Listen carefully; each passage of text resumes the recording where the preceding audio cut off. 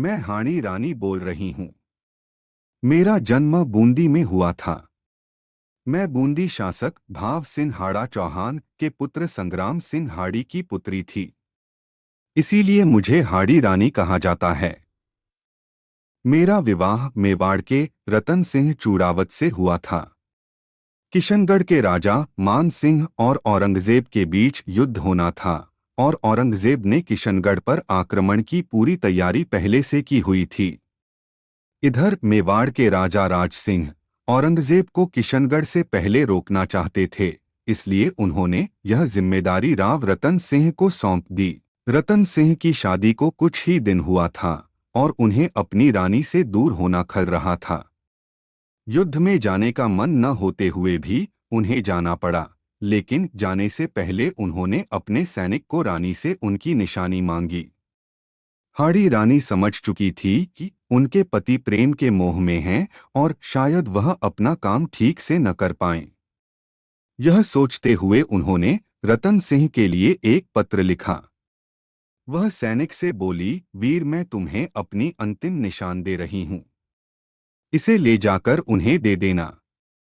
थाल में सजाकर सुंदर वस्त्र से ढककर अपने वीर सेनापति के पास पहुंचा देना, किंतु इसे कोई और न देखे, वे ही खोल कर देखें। साथ में मेरा यह पत्र भी दे देना।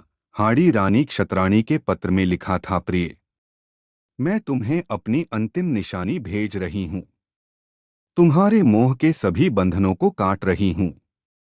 अब बेफिक्र होकर अपने कर्तव्य का पालन करें।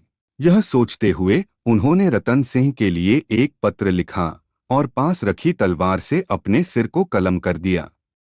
सैनिक आंखों में आंसू लिए उनका सिर और पत्र रतन सिंह को देने पहुंच गया, जिसे देख रतन सिंह भी खुद को रोक नहीं पाए।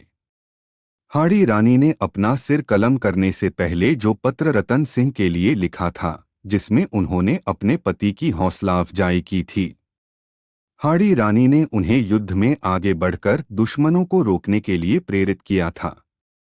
उन्होंने रतन सिंह पर पूरा विश्वास दिखाते हुए लिखा था कि वह इस काम को पूरी कुशलता से कर सकते हैं।